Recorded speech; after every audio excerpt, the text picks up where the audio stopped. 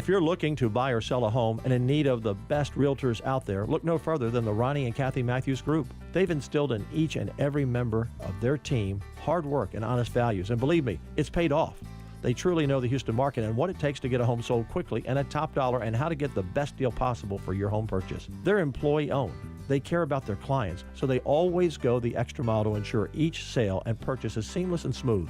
The Ronnie and Kathy Matthews Group have been a top-producing real estate team for over 2 decades. Call Ronnie and Kathy Matthews Group at 281-440-7900 or see for yourself and go online at thematthewsteam.com. That's thematthewsteam.com. They sell over 1,000 homes a year, and they know every inch of the buying and selling market in Houston. Call Ronnie and Kathy Matthews Group. I chose them as my realtor.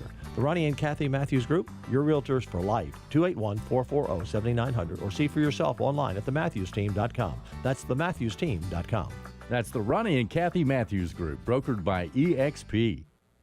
You're listening to the Voice of Texas, AM 700 KSEV Tomball and AM 1540 KGBC Galveston. News this hour from Town Hall. I'm Keith Peters in Washington. All eyes will be on Washington, D.C. tomorrow evening. First, President Trump will attend the annual White House Correspondents' Dinner, venturing into what some observers suggest may be unfriendly political territory. At the same time, across town at the Museum of the Bible, a national scripture reading called America Reads the Bible will culminate. House Speaker Mike Johnson says the week-long event highlights our founding fathers' belief in God. We kicked it off last Saturday night at a big event with so many of our friends and celebrities and some of the great evangelists and pastors and clergy from across the country. Look, I think it's symbolic and important that we do it on the 250th anniversary of the nation because it's, in my view, this is how it all began, of course. One of the scripture readers on the final evening tomorrow will be Salem Media CEO David Santrella. Speaker Johnson's full interview will be heard when the news program This Week on Capitol Hill is broadcast, beginning at 10 a.m. Eastern Time Saturday on the Salem News Channel. The Justice Department has dropped its criminal investigation into Fed Chair Jerome Powell. White House correspondent Greg Clugston reports. Federal prosecutors were conducting a probe into Chairman Powell and the Fed's extensive building renovations. President Trump, who has harshly criticized Powell for not lowering interest rates fast enough, had refused to end the criminal investigation even after a federal judge said prosecutors had produced essentially zero evidence to suspect Powell of a crime. The decision to end the probe will likely clear the way for Senate confirmation of Kevin Warsh to replace Powell as chair next month. Greg Clugston, Washington. A mixed day on Wall Street with the Dow down by 79 points. The Nasdaq dropped 398. More at townhall.com. Progressive knows you could have easily taken the freeway, but you took the scenic route to see a waterfall and an oddly busy boiled peanut stand. Discovering the unexpected is exactly why you bought an RV, so protect it with a bundle from Progressive. Because although you may be 3 hours behind schedule, you're 6 jars of jam richer and possibly enrolled in a butter-churning workshop. Switch to Progressive and protect your RV, boat, or motorcycle by bundling with your home or auto insurance. Progressive Casualty Insurance Company affiliates and third-party insurers. Not available in all states or situations. Veterans and active duty service members. When your call to service ends, your mission doesn't have to. Go from GI to IT in just a few months at My Computer Career. Prepare for a high-demand career in cybersecurity, protecting people, systems, and institutions from real cyber threats. Cyber warriors are needed now. Will you answer the call? Go to mycomputercareer.edu/CWP to learn more. That's mycomputercareer.edu/CWP, an elite CompTIA certification partner. VA education benefits are available to those who qualify. A Republican congressman proposes expanding the borders of Washington, D.C., a change that would cost Virginia some Democratic voters. The move comes after Virginia voters, by a narrow margin, approved a redistricting referendum that could net Democrats a 10-1 House seat advantage. Georgia's Rich McCormick introduced the Make D.C. Square Again Act. It would undo the 19th century return of the southwestern part of the district to the state of Virginia, known as retrocession. The measure's prospects are unlikely in a Congress that can barely keep the lights on. Rich Thomason, Washington. The Justice Department will adopt firing squad as a permitted method of execution as the Trump administration moves to ramp up and expedite capital punishment cases. News and analysis at townhall.com. From Washington, I'm Keith Peters. Conductor and composer. I started my first business at 12, mowing lawns for about $5 a yard. I learned if you do the job right, people trust you, and that made me work harder. Hi, I'm Tommy Mello, owner of Garage Door Doctor. From repairs to upgrades, call Garage Door Doctor. This is Paul Betancourt. Property values may have peaked. Protest your property values now. Sign up with Betancourt Tax Advisors by going online to btanow.com or by calling Paul's professional property team at 713-263-6100. Is it time to sell your house? Well, then hire a real estate team that will sell your house quickly and for top dollar. That's the Ronnie and Kathy Matthews Group. The team concept starts with experience, a drive and passion for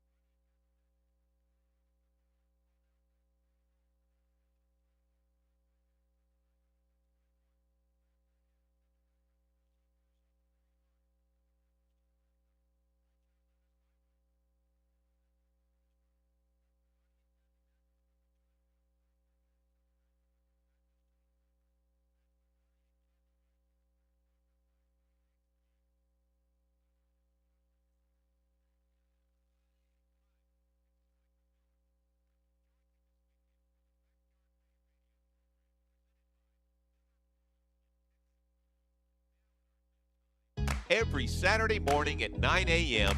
And what we do here on the Backyard Bay radio program is talk about your backyard. And this time of year, wow, it's so hard not to just spend all your time out in the Backyard Bay. And I know sometimes you have questions. That's why we do the Backyard Bay radio program, to get you good, solid answers, any kind of questions that you may have concerning your swimming pools, or I'm looking to build a new swimming pool.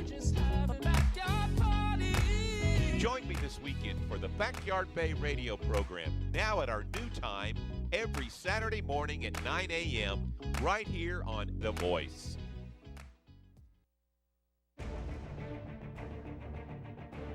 From the KSEV Weather Center, this afternoon expect a mix of clouds and sun with a chance of a thunderstorm in some areas, staying warm with a high of 87. Tonight there may be isolated thunderstorms in the evening, otherwise it will be overcast, warm and humid with a low of 74. Tomorrow will bring a combination of sunshine and clouds, remaining warm and humid as temperatures near the record high of 90 from 2006, reaching a high of 89. By Sunday it will continue to be warm and humid with a mix of clouds and sun, reaching a high of 88. With the KSEV Weather Center forecast, I'm AccuWeather meteorologist Joe Lundberg.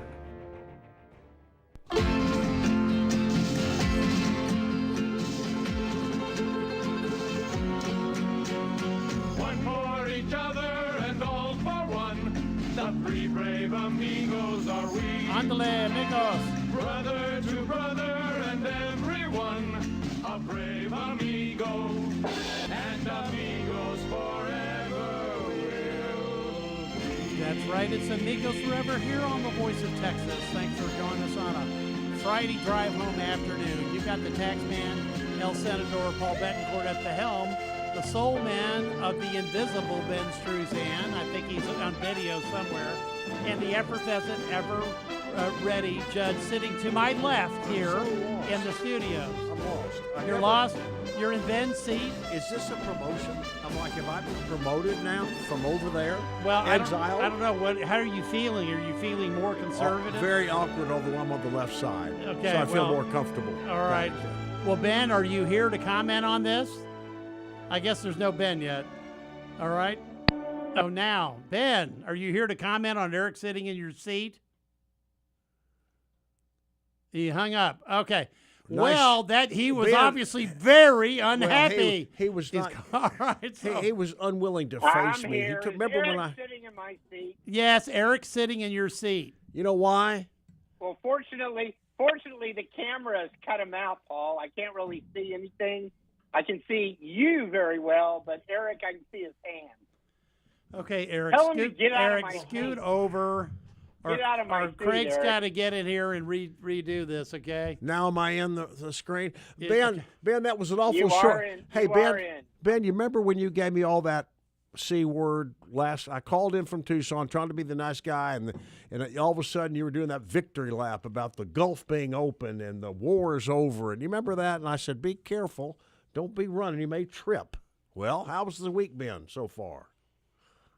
I think it's been great because that blockade, I think, is very effective. Okay, it's slow, but very effective. Right, but now it's right. It's slow. Now, by definition, that means, Eric, we have to give you that one because the blockade is effective, and that means there is little to no transit. I think there's only been about 14 ships that have made it through. Well, that hadn't helped by anybody. last count. All right. So the obvious conclusion is, Ben, if we're now playing an economic card, right? Because this is a right. But you see, take it. Eric wants us to use his scorecard, and his scorecard is ships come out of the Persian Gulf and crude oil and gasoline prices go down. That's his scorecard. My scorecard says That's my election the card. Iranian regime That's not my scorecard. Well, look, that's my election card. I give you that one, buddy. Okay, no question about it. But because we're kind of losing on that ground. So I see Paul waving and everything. I hope they're getting your attention, Paul. No, but, I'm trying to get so I could do a rim shot. There we go. Okay. Okay. But see, my scorecard includes crushing the Iranian regime, and that is happening economically. And this thing is getting flooded. This regime is going down the Eric, slope. Eric, now you remember from Ben. Now wait a minute, a movie reference. Hold on, Ben. Ben, hold on, a movie reference. A movie. Yeah. Eric, you remember Conan the Barbarian? Yes. At the very end, they asked him, what should happen, and you remember he said, "You went to crush your enemies." Okay. Yeah, but Ben, last week you were just waving the flag about gas prices have now dropped $20, whatever you said to me. Your lead was the fact that the straits were open. Your lead was the economic impact of that. Your lead was gasoline prices are dropping. Okay, we have to, what's the current, what was the latest? What did it close at? I saw 105 on Brent and about 95 last time I checked today. That's about it. That's about the same. Okay, so we give Eric one win. We give him one win. Like there's going to be a victory. Well, he's going to get a big win in November, Paul. You and I both know what the polling looks like, and it's not good. No, the polling is terrible. And speaking of that, last time I checked, either 36 or 37% approval for Trump, which is obviously low. He also on it's the lowest ever. I checked those, Paul.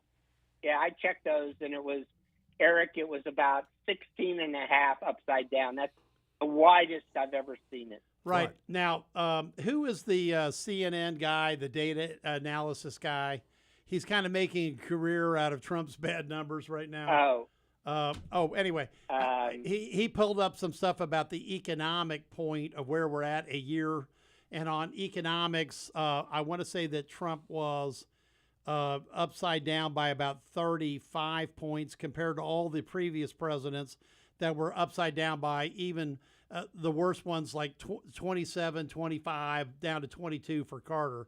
But the blow away stat, Ben, when it was for, and Eric's, point from last week, is that among independents about the economy, Trump is minus 55 net. Now, what that means when we talk about this for folks out in the audience, it's like that means a 75% no vote, a 20% for vote. It's a huge number, and that's why the overall his overall presidency approval is really low right now. Ben? Yeah, and Eric's party's done a good job with their media allies of taking Trump down and making sure that he doesn't get any credit for, destroying the ability of the Iranians to threaten their neighbors and attack, everybody in the surrounding area. So I realize that, and what really concerns me, Paul, is that this blockade will work unless Democrats come to the rescue of the Iranians. And if they cut off funding to our military or decide they're going to pull the plug in some other way, then we'll see how that plays out in the voting booth. But I would suspect you're that overrating voters that are war, not going to Ben. take that. Well, and Ben, Ben, you're overstating I don't it. think Ben, so. if you can Oh, see yes. it here, I think we're right in here. This is a classic media headline. Okay, stocks fall as oil barrels above 107. Okay, now it didn't. It didn't. But this is your typical national, news headline right now, because even though it didn't close above 107, they use it no matter what. So now the question I've got is, how long can this go on? Opinions. Okay, Well, we have we're no now strategy capturing. to get out. Well, we're capturing. Well, basically, we're interceding. I'm not sure what the technical term is, but we're picking up Iranian tankers out in the Pacific. Interdicting. Very good. Interdicting, and they've interdicted a couple freighters by using what are effectively speedboats with 50 calibers on them. Okay, so how long can this go on? And we talked about something, by the way, early on, Ben. We said, and I was visiting with my friend Brian Birdwell up because we talked about this ahead of his confirmation hearings. We don't have any minesweepers, and the Biden administration put them up for retirement. I saw a picture of 4 of them on a boat on one of those big, huge transport vessels, and those littoral vessels don't really do minesweeping that well. But we are using unmanned vehicles, Paul. Okay, that's what we're doing. So we're going to drones above, on surface and underneath unmanned vehicles. Okay, drones, so back to the question: how long can this go on? Now, Trump is acting like he's got all the time in the world. He's got patience, and the Iranians are acting like they occasionally come out with a very hostile, verbose statement, and then they quiet down. And we did get some, for the first time, confirmation of how bad the Supreme Leader is hurt. And he's like, severely hurt. This figure needs plastic surgery. I'm not sure who's writing his notes. So it's got to be a very chaotic scene over in Iran right now in the power struggle. And the head parliamentarian resigned from the negotiating team. So, I think the IRGC is in charge. But I don't see a return to kinetic warfare. I think that the administration is going to stand pat with this blockade. They'll blow a few of these small boats up, and they'll continue to take down the Iranian shadow fleet all over the world and prevent the Iranians from receiving a single penny in revenue. But I don't see a return to warfare. Okay. And as to how long it can take, I don't know, Paul. You don't know. It's going to take a long time. Now, and Eric, that keeps the War Powers Act from being triggered, even though I think we're running up on a 60-day time clock on that. But you think, okay, and we haven't talked, that the Democrats win as long as the status quo of the headline stays, right? Am I missing it? Well, no one's. I mean, the war hasn't gained any traction of favorability polling, and so it's not so much the strategy. The war is unpopular. Right. The fact that we're in a war is not playing well. Well, but what's unpopular is forget the 107. Stocks fall as gas prices remain high. Right. Effectively. That was your mantra. Right. You beat Biden on gas prices. No, and we did a good job of beating Biden a heck of a on it. good job. No, we did a really good job. It was a very narrow path to victory, but boy, it worked.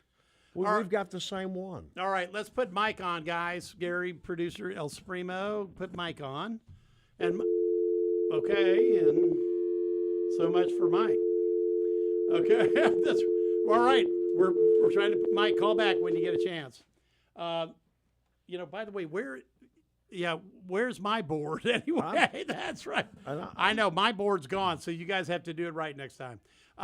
Okay, now one quick aside, Ben. You can't see this, but the headline in the Chronicle was Judge backs homeowners who sued feds after Harvey.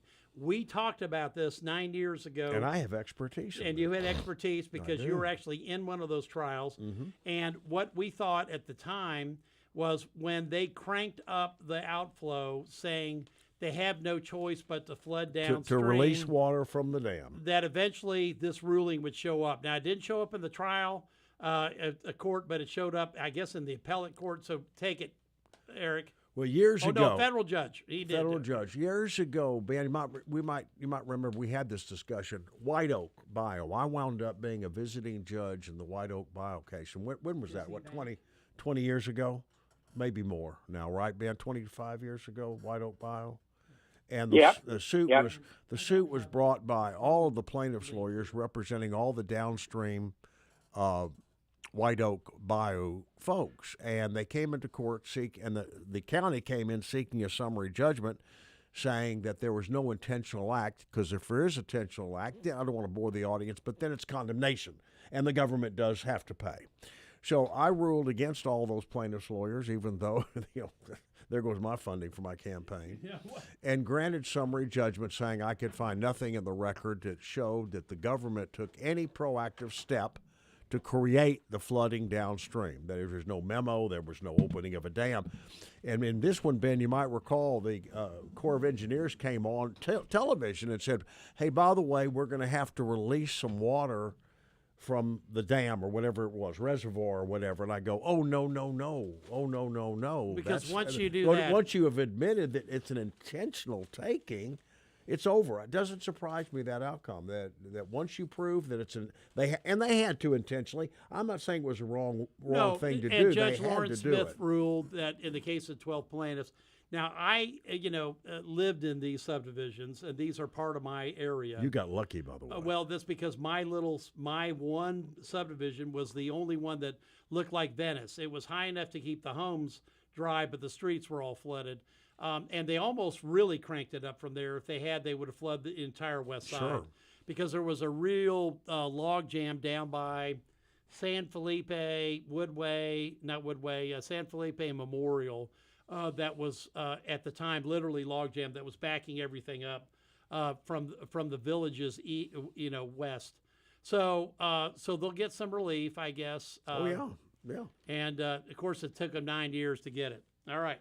There you go. That's the headline, Ben. Did you flood up there in the north part of the county? Oh, no. I was safe. I was dry. But my relatives, my uncles and cousins, they all got inundated, and they participated in both the upstream and the downstream losses. All right. Let's get we need to get Mike on real fast. Mike, come on. Hey, Uncle Paul, how you doing? Doing great, Mike. Hey, got John Whitmire behind you, so come on, because we hung up on you. Yeah. I just wanted to say, I wonder how long this Iranian thing would go on if the Democrats actually decided to support America rather than fighting against America. Eric? Yeah, Eric. The Democrats and every independent. The Democrats plus every independent and about 25% of the Republicans. So let's not put this on. This is a Democratic. This is a ridiculous. No, it's one at a time, Mike. This is a Democrat. The Democrats have nothing to do with this war. We have nothing to do with this war. This is a Democrat issue. It is. I know you're rooting against Trump's strategy. You want it to fail. Okay, guys. Hey, Mike, have a good weekend. There's just too much static from you. Okay, quick. Let's do this. Quick response. Gary, hit the prompt music. Not a Democratic Let's issue. break. We didn't start this war. Okay. Trump started it, and he's got no easy way out of this. Of course thing. not. And but you want Trump's strategy. Every leader that comes on, every media ally wants Trump's strategy to fail. You're rooting for the wrong side, Wasabi. War in the Middle East is a failure, You're rooting generally for the bad speaking. guy. Iraq. Okay. Afghanistan. You hate him so much. Okay, time out, everybody. We've got one of the good guys coming on, okay, which is John Whitmire. We've been rooting for John to pull that rabbit out of the hat, and he did down at City Hall. We're going to hear how we went on a leftist progressive sleigh ride, and we came back to the right place, which is for SB4, and we'll have Mayor John Whitmire on right after this on The Voice of Texas.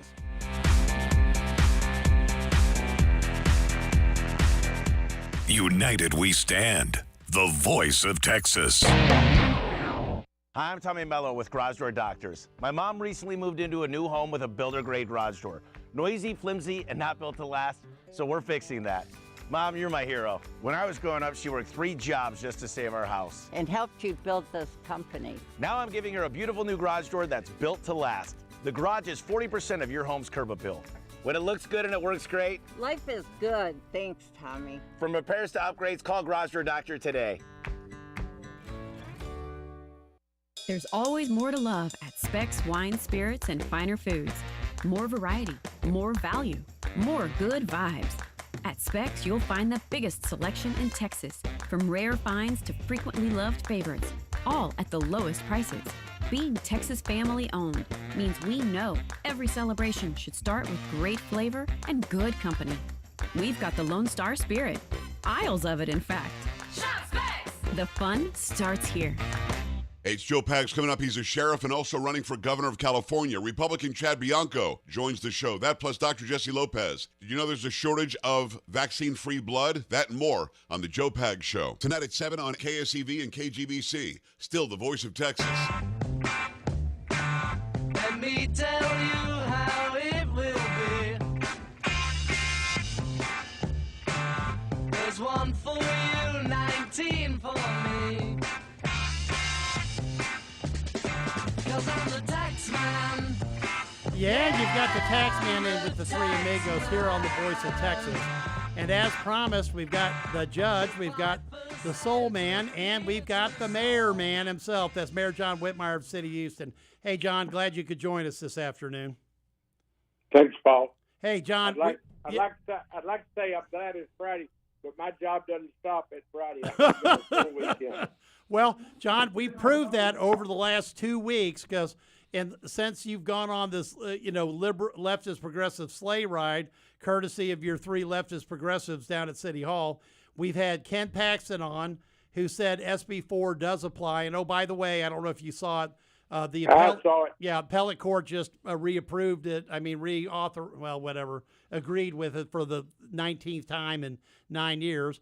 And then we had John Cornyn on last week. Everybody was wanting to talk about the city of Houston. So we thought we'd get your view because you were on this mission from the get-go. So, John, tell us what happened. And I'm really happy that you're treating the ICE detainers under SB4. So take it.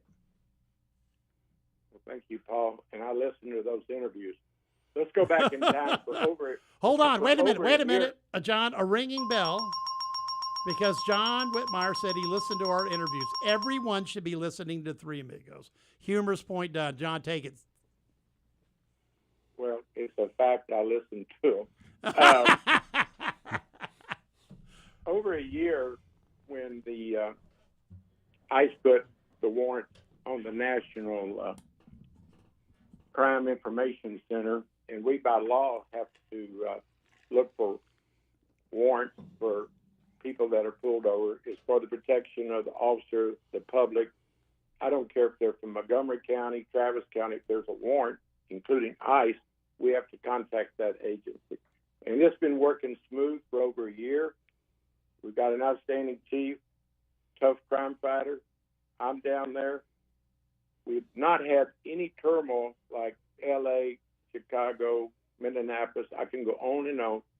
Houston's been calm because we were following SB4. And then we had a special election about 3 weeks ago. First of all, let's even back up one matter before that. We had a couple of officers did not follow the chief's directive and transported a couple of people that they were engaged with against policy, but they were using, in a couple of instances, some safety and common sense, getting off the road. But anyway, the chief and I had an address.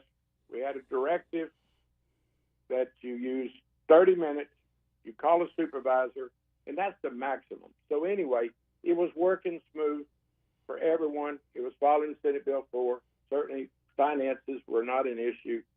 Finances, I should say, so are always an issue because we depend on the state, the feds, and others for grants and budget items. So we did very well in the legislature last year. Like Best all really, time. yeah, like really well, like huge. And having relationships, I've repeated it time after time, to get Paul Dencourt to get you money for Houston's water treatment plant, $100 million. We cannot function without a partnership with the state and the feds. But then we had a special election. Councilmember Salinas came in and teamed up with two other council members under Prop A. I canceled out the first Prop A because it, on its face, violated the law. Essentially, it was ticket and release. They came back with a revised version. It said, yes, you contact ICE, you use your 30 minutes, you can call, and it's required to have a sergeant there. People ask, why did I vote for it? That's just the legislative process, Paul. When I can get you to clean up your bill, amend it, make it more reasonable, it pretty much obligates me to vote for it because I don't want to go back to the worst version. Okay? That's really strategic information. I have worked in the legislature my entire life, and if I can get you to see my point of view, I cancel your bill as being against the law. Right. Now, John, that didn't work because Salinas immediately went out and said, I got it. Yeah, but, right. But that was my mindset. Sure. Get this thing off and let's get back to city business.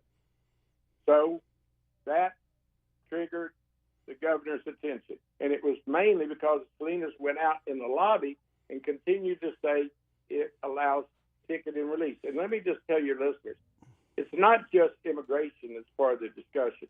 There's a strong coalition and certainly activists across the state and located in Houston that don't want officers to be able to pull over anybody for anything but a dangerous traffic. So they teamed up.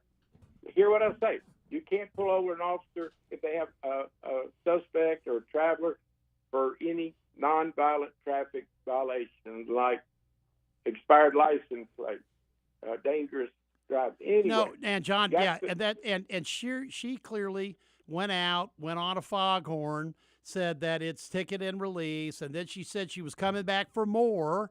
And that's literally when I picked up the phone, called you, called Senator Huffman, whatever, because at that point in time, the governor wasn't far behind because by the time the governor even said, hey, your 110 million grants are up, you got Ken Paxton basically doing a verbal opinion on air here that SB4 applies. And, of course, the Fifth Circuit just backed him up. But take it from there. So that's the challenge that's been on my desk for about 2 weeks. And that's the reason I ran for mayor, to meet challenges and protect Houston, work with the state, the county, and even the federal government. So last Friday, I scheduled a special called meeting to deal and rescind it. Then it became smarter after talking to council members and the governor's office. Let's just amend it. So we moved to this Wednesday to amend it. Good idea. Had to wrestle with members in the Prop A coalition because they tried to delay, they raised point of order, they challenged my decision at one time. Oh, I'm sure they did. And I said it was no tax. So anyway, the good news is, and let me also say the good news is, we can talk to Austin. Sure. Historically, and when I took over, there was no relationship between City Hall in Houston and state government. I was in constant contact through my office and the governor's office, chiefs of staff, with senators to say what will convince the governor that we're following SB4 and restore our $114 million. I cannot tell Houstonians in greater detail than to say, one, it was overtime for patrol in our neighborhoods, for fighting human trafficking, pedophiles. We must have equipment and resources from Austin, not to mention we're entering hurricane season. When our lights go out, we've got to have all hands on deck. We've got to have all the police overtime, and actually the state emergency center sends us officers from other And cities. John, it's a crushing rational argument, but you're dealing with leftist progressives that don't like to hear it. And so you had to make it stick because you ended up winning this vote. What was it, 13-4? Pick a number. I can't remember. Yeah. But so there's the thing I'm most proud of. And let me just say, thank you for everyone involved. Austin, Houston, watch the county. They actually had a meeting to deal with this and canceled it. They saw the harm, and now not only is our language, the compromise, the amendment, the directive from the chief, not only Houston policy, but it's being followed in Dallas, Austin, and San Antonio. Well, and that's important, So, John, because you know from that if we're going to set a standard in Houston on SB4, it's got to be followed in Dallas and in Austin and in San Antonio, et cetera. Right. There's no question about that. So we issued a circular yesterday that protects the Fourth Amendment and people's rights, protects our financing, and also says use reasonable judgment backed up by a supervisor that will grade your paper as it's coming down. So Houston's going to be continued to have the resources. $114 million has been restored. Do I agree with everything that the governor came at us with? Of course not. Unfortunately, at every level, in my judgment, it became very, very political. Sure. The three council members are all running for something else. So, spin was the name of the game. I don't have time for politics. I'm working 18-hour days. We did some great things this week that got no coverage. We met with HUD yesterday. The Undersecretary of HUD is going to furnish us money for our homeless shelter. Everybody's got a different opinion on that. I'm trying to get the homeless out of our neighborhoods and out of downtown in a shelter where we can turn their lives around and they can become taxpayers. We had a fire cadet class. We finished paving West Gray. So, the sad John, thing about you're doing your job and on these other issues, and the reality is the concern about public safety is critical, and that's why the legislature passed the law in 2017. Because back then, it was a lot more argumentative. You had people that were DAs saying we're not going to do this, whatever. Yeah, now, and HBOU lit up like a Christmas tree. I understand that, because their point is, hey, what would happen if something where if they got involved and a violent criminal did not get picked up and they went and killed somebody?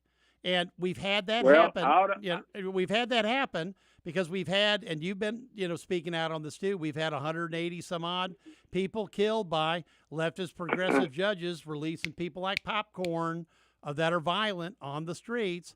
And there's always that concern. And the good news is that everybody came to an agreement because we don't want that happening in H-Town. True?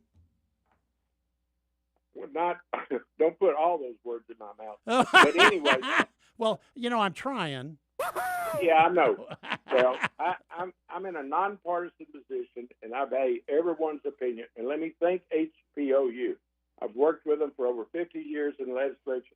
I will take a back seat to no one for looking out for officers and making Texas a safer place to work and live. But this is really complex. It's really a federal issue. There was a state statute that we had to comply with, and, I hope it's over. Salinas and others want to go to court. I hope they watch the Fifth Circuit ruling on Senate Bill 4 today, but it wouldn't if it wasn't a federal issue. If they went to state court, it'd be reversed. If they got a friendly Harris County judge, it would be reversed the same day by the state Supreme Court. It would be. It would be immediately, and I hope that they on the face of it, John. Because that's really the point. Everybody. You've got to be a mayor for all Houstonians, and this leftist progressive mantra is great if they want to go spend their money, do their own thing. But at this point in time, if they file suit, I hope it wouldn't be the city filing suit, because the reality is the federal courts have upheld this bill for 9 years. So it's the law of the land. If they want to do something about it, change the law, but don't play this politics down at City Hall, because it's a complete waste of time at this point. It's the sad news, Paul. They're hurting the people that they claim they're looking out for. We have had a reasonable ICE policy.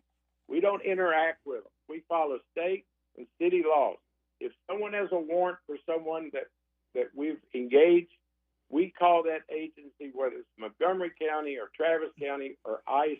No, we talked about that 2 weeks ago. Yeah, when you and I talked, right. We ought to be celebrating that we haven't been on the national news fighting in the streets and all the turmoil. And unfortunately, there are some elements in our city. They come before city council. They want disruption in our city. It's not going to happen as long as I'm the mayor on my watch. It just won't happen. We are going to continue to talk, include everyone in the discussion. We'll work with the state. We'll work with our senators, our state reps. We're all in this together. We all represent the same people, and we're headed in the right direction. All the data shows Houston is addressing public safety. Are we satisfied? No. Every minute on a response time matters. I've been robbed at gunpoint. Our current response time for Code 1, our most dangerous calls, is 5.6 minutes. That's too long. We're headed in the right direction. Dallas has a 12-minute response time. So I get pretty fired up when people misrepresent the good that we're doing at the city and also get us distracted on things that were really working well and are largely a federal issue. The border's been secured. We all want the violent, non-documented people and documented people off our streets. Well, John, I'm glad you came on because this has been, needless to say, I call it a leftist progressive sleigh ride, except there's no snow. Okay. And it's been an interesting 2 weeks, but we've come back to the point where, the governor, Abbott, was right. He's got $110 million in grants. He wants specific language. That's absolutely, what should have happened. And more importantly, you've got this back to where you got 13 out of 17, people on a city council in the third largest city in America voting for this. Well, I think that's a recognition of the obvious that the state law and the federal laws have to be followed. John, and I'm glad you got everybody back there because there's, Eric, not many big city mayors that could have done this. Okay, you agree? Is all you need to hear. Yeah, right. All right. Hey, so Eric, you understand the Democratic Party chair. I can go right through the list of activists and people that came to the city. Those council members were under a lot of pressure, really, quite frankly, on both sides of the aisle. But I'm sitting there trying to be nonpartisan and trying to keep this city safe and sound. We had no alternative. We could not lose the $114 million because all you understand this, and I'm trying to let the public and the council know. Most of the budget items all have direction and conditions, whether it's a rider in the budget or a grant. You sign a letter. We signed a letter that we would follow the law. Right. The governor's the one, his Justice Department decided to work. And some members say, well, fight it. The problem is it's his money, discretionary money. Sure. So anyway, no, I'm John, pretty proud of the council. Yeah, and look, this is, you made an earlier comment. The previous administration had a net negative relationship with the legislature. That's just what it was. Yeah. Okay. You got a net positive one. And John, it's like that the $100 million I got for you for the Wallaceville, pipeline and the water treatment plant. Yeah. Because it's critical infrastructure for the state and the nation because that supplies, that one plant supplies 60% of the Houston city potable water, but 100% of the ship channels processed contact water. Well, yeah, that plant's got to work. Okay. We're working with the federal government. Our channel, our refineries and chemical companies furnish 90%. Everybody ought to remember this number. 90% of the jet fuel refined in our country, domestic and military, is refined on the Houston Ship Channel. We have convinced the administration in Washington that it's a homeland security issue, and we need money to build us another water treatment plant because all the chemical plants and refineries get their water from the city of Houston. They do. So if our pumps go down, or the pipeline breaks, water treatment, or the pipeline breaks, anyway. John. That's it, and that's why I know myself and Senator Huffman went to bat for you on that, and to get that money for you. But bottom line here is this: I would hope now the leftist progressives realize that just because you can put something on the agenda, it may not be the right thing to do. And if you do it, the next one's going to be seen what it is, as this one was seen as pure politics. And I appreciate you, the Mayor Pro Tem, the 6 people that joined the original 5 no Sure. votes, which were, let's see if I can remember, Councilmember Davis, Peck, Huffman, Carter, Willie and Davis. Flickinger. Yeah, right. Yeah. Good people. Good Yeah, people. they're Well, going let to me- be on next hour, so we'll let you go. Well, But the good news is, hey, on both sides of the aisle, they came together and acted responsibly in a nonpartisan fashion to save Houston's funding. And I'm really proud of them. And someday I'd like to come back and talk more about some of the great things we're doing across Houston. we'll have you back anytime, John. So thanks for calling. All right. All right, be safe. Back at you. That was Mayor John Whitmire of the City of Houston, exclusively here on the Three Amigos. All right. You heard, listen, we broke the story on Ken Paxton on this issue. We had a federal response from Senator Cornyn, and you've now heard all the inside from Mayor John Whitmire of the City of Houston. And you only hear it on this program because, Eric, we are the most... That's Ben's line. No, Ben, do you want to say it then? Ben? Influential talk show in the entire state of Texas. And that gets you a ringing bell. Texas All right. Tribune. Get your calls in to producer El Supremo, Gary, 281-558-5738, 281-558-KCV, or pound KCV. It's free for those Verizon callers. The Three Amigos will be back after this on The Voice of Texas. Start your mornings with the Chris Salcedo Show, 7 to 9 a.m. on The Voice of Texas. Be a Planner Show host Nathan Ross wants to remind you, please consider all the syndication terms of your private real estate partnership. By understanding the syndication math, Nathan can help you assess the benefits of ownership. Visit beaplanner.com or tune in each Sunday at 7 a.m. for the Be a Planner Show with Nathan Ross, CPA, on KSEV. Eric. Hey, Eric. Are you there, Eric? Are you there? No, you know why I'm not here? I was dreaming of, listen to this. Hold on, Ben. It was We're like trying to get dreaming here. of tiki torches and outdoor barbecues with the fire pit. Oh, well, And this cool, crisp weather. I couldn't think. We're here. I'm Pressure- sorry. I was in this daydreaming state, thinking of gas products, wanting to make sure that my backyard was ready to go for this beautiful week we've got coming up. Wow, that isn't bad, Are you Ben. done? No, I'm filibustering. Ben, Okay, so Ben just give out the filibuster. phone number because Eric sold it. You know So what? if you want to satisfy Eric's dream, call Russell right at here, Gas Paul. Product Services. And then invite me. 281-798-8006. Check out those products that Eric is dreaming about. You can go to gasproductservices.com. I'm talking about fireplace, gas logs, outdoor fire features, indoor, outdoor, and if your grill is clogged up like mine is constantly, because you know what? I'm a slob and I haven't cleaned it in about 5 years. Call my buddy Russell Metzler at 281-798-8006, and he'll fix it up. And while he's there, he'll probably show you where you can put those tiki torches to make your backyard be fantastic. Folks, I'm telling you, he knows what he's doing. Even Eric dreams about him. Gas Product Services. Give him a call. The first time ever I saw. Oh, Roberta Flack released this song on this date, 1974. Remember Roberta Flack? Yes. Thought the sun reunited. Peaches and Her. 1974. I'm in your, I'm Well, kind you're of in coming your in. wheelhouse. I'm kind of into your. You're coming right? into well, my generation. It was released. I can't help what songs were released on this date. 1979. That's way up in your wheelhouse. Yeah, I know. That's like 3 years after, my 50th reunion. Now, this next one you will have no idea about. Our listeners will. Game of Love. Wayne Bender. You've never heard this song. The listener, he complimented me, by the way. Early 60s. Early 60s. Okay, and 1971. who doesn't know Michael Jackson? ABC. There's a 5-part miniseries out Was of it released. now, right? There's a movie coming out Friday. Yeah. Today. 2, 3.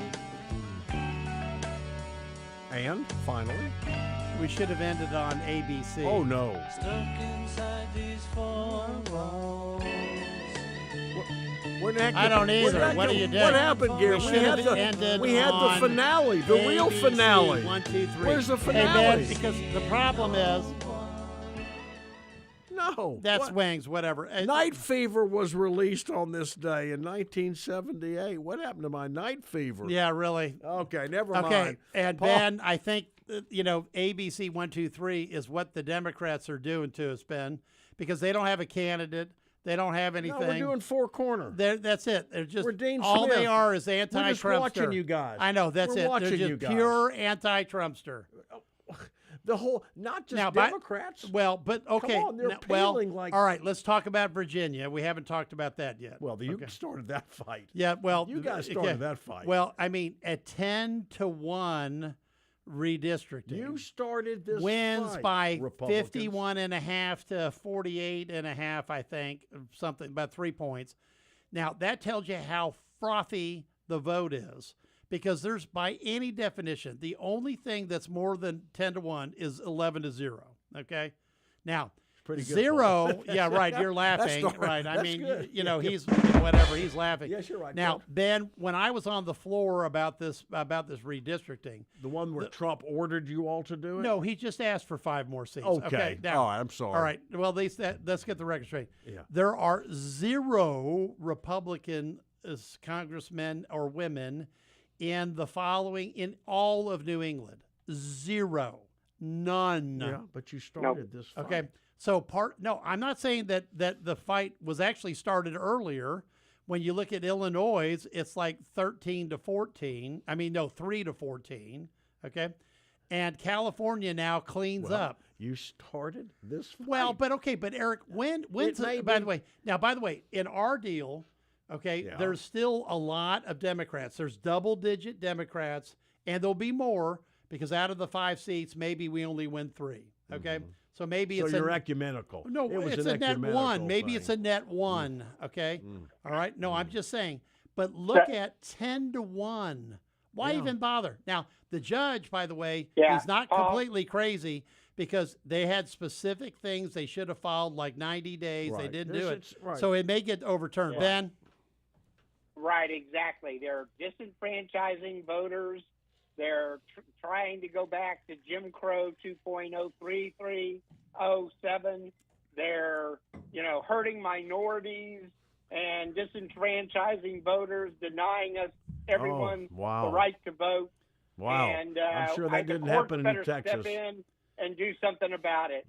They were, disenfranchising. They were beautiful voters. Let me seats, see. beautiful. Jim Crow disenfranchising voters, but Texas would have none of that. No, not that on redistricting this, has nothing to do with No, because that. who did Jim Crow, No. Mr. Democrat? Who did it? Was it Republicans in Texas or Democrats? There weren't any Republicans when they did Jim Crow. There was 0. You guys started this fight. You know you did. This is the end result. Everyone got it on board. We followed Texas. Everyone followed Texas. California jumped in after you. Well, did not that. all the Republican states followed Texas. That's the problem. Not all the Republican states. Now, from a some of them were too. Ohio didn't. But from a mathematical viewpoint, I'll tell you this. The right now, with the polling being so bad, the downdraft overwhelms any type of puts or takes on these numbers. Correct. Right now. Right now, we'll see the game time. Now, if the Virginia case gets tossed out, then it might make a difference. When does the electoral cycle, Senator, start to really matter? Like, we're not way out anymore. It's May. Well, but when do you have to correct? When do the Republicans have to do something on a correction curve? You know this, that if you're 6 months out, stuff starts to bake in. You're 6 months out. And as frothy as the media cycle is, if you're past Labor Day and you're explaining, it ain't going to be good. It's not going to. Okay. Okay. All right. Then, Ben, you better stop this war. Okay. Why don't we? We need to win this battle of blockade, and then prices will come down. Actually, I think Ben, why don't we take Persian Gulf one way or the other? Ben, take a break and come out and say what you think is going to happen. All right. Let's get caught All right, up. sounds good. All right. Get your calls in. 281-558-5730. That's the Bee Gees, Eric. The Bee Gees, okay? Night Fever. The Bee Gees were supposed to be my closing release. Okay. They still are. It's here. Well, I know, you can use it. All right, 281. Call in. 281-558-KCB. our pound case fee is free for those Verizon callers. As we imagine Eric doing 180 spins on the dance floor, because if he does a 360, he's just going to break his hip again. We'll be right back after this on The Voice of Texas. Finding a reputable business shouldn't require luck or chance. But how can you tell who you can trust? Always look for the sign of a better business and find a better business anytime at bbb.org. Houston Methodist Hospital has been named the best hospital in Texas for patient care and quality for the 14th year in a row by U.S. News and World Report. We are proud to be a top-ranked hospital in the country and nationally ranked in 10 specialties. For more than 100 years, we have been honored to provide you with the highest quality care possible. That's the difference between practicing medicine and leading it for you. Houston Methodist, leading medicine.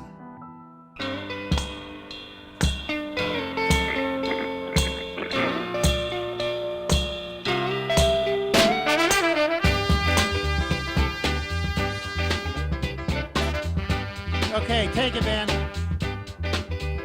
And welcome back to the Voice of Texas. Thanks for joining us on a Friday drive home afternoon with the three amigos and the Soul Man, the Strew with the View Strew stand on the right. We got the tax man Paul Betancourt at the helm, and the liberal lefty judge Eric Gandel, who is so far out on that ledge that I can't even see him at all. But that's okay by me if I don't see him. So anyway, Paul, just a couple of matters. You know, you're talking about how we break news all the time.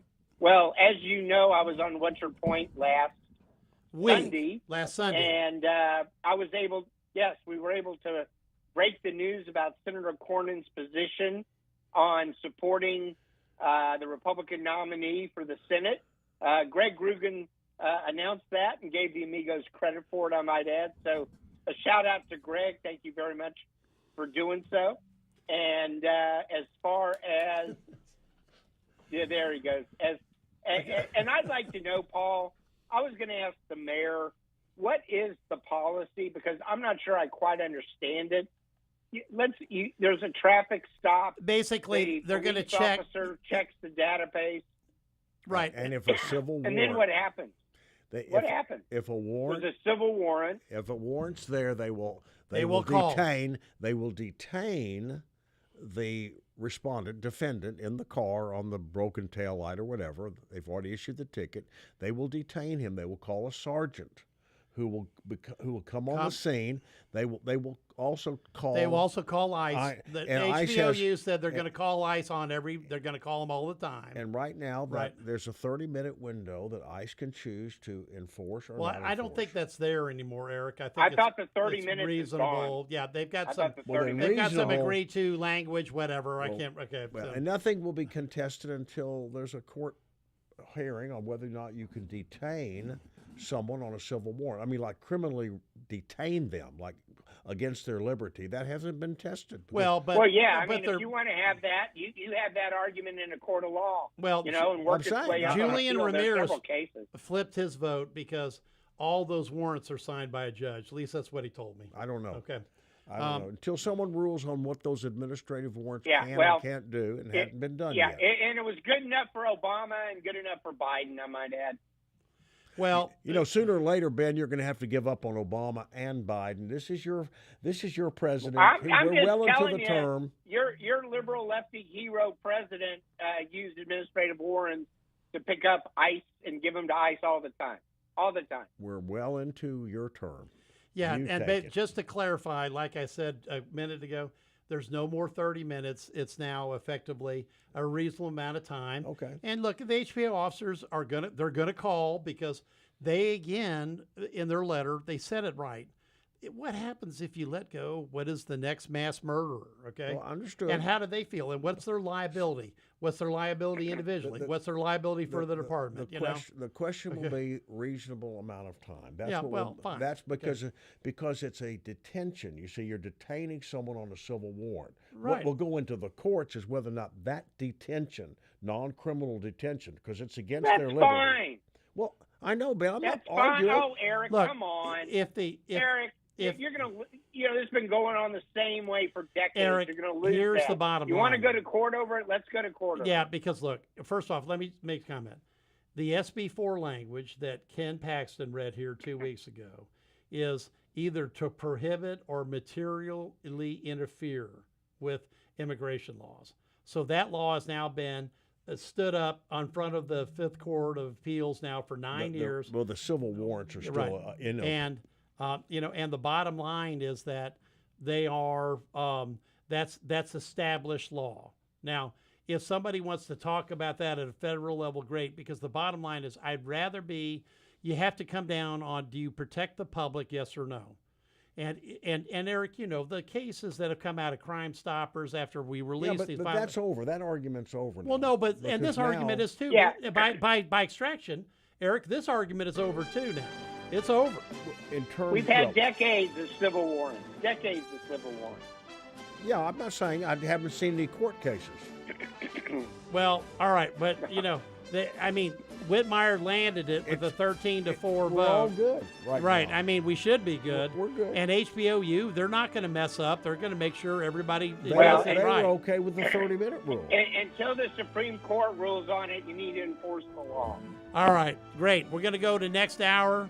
Okay, so get your calls in 281-558-5738, 281-558-KSEV or pound KSEV. It's free from those Verizon callers. We'll take all the calls we can take next hour here on the Three Amigos. So stay tuned, the Voice of Texas. We'll be right back.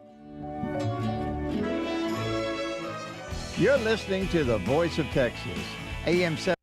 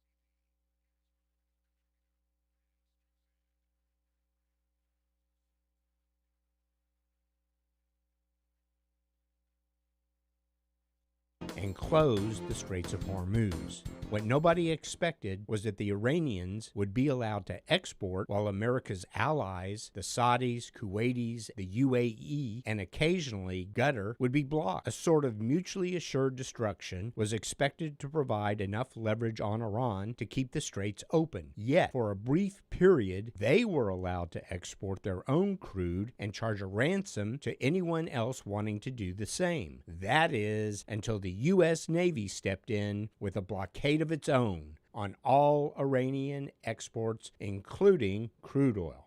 In just a few weeks, Iranian storage will max out, leaving Iranian oil producers with no other choices but to shut in oil wells permanently, damaging their ability to fund their economy, pay their military, and bankroll their terrorist proxies. The cutoff would be close to 100%, a huge blow if continued. Which is why, even though Democrats in Congress attempted to hand the Iranians a victory by pulling funding from our military, the United States will successfully force the Iranians to yield and concede to open the straits and end their nuclear weapons program, one way or another. Despite the media fawning over the brilliance of Iranian strategy, the Iranians will lose.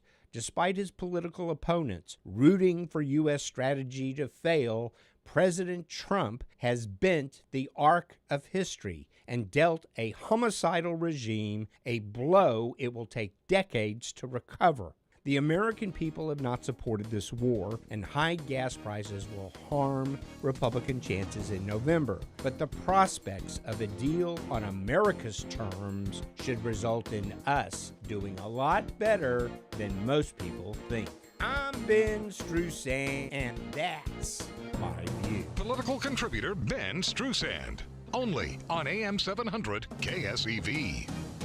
Are you looking to retire or retire right? Tune in to Retire Right Radio, powered by RobertsWealth.com. We take pride in educating soon-to-be and current retirees by focusing on what matters most to them. Your financial future is about more than just money. Find out how we can help you retire right. Saturday mornings at 8 on AM 700 KSEV, the voice of Texas. Or search and subscribe to Retire Right Radio on your favorite podcast platform.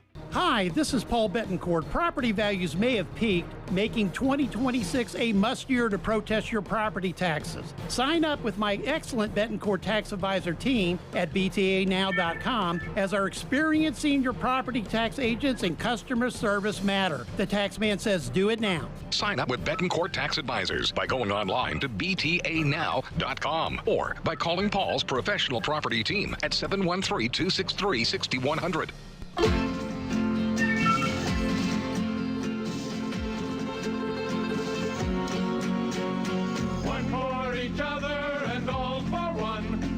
Three brave amigos are we. Arriba, amigos.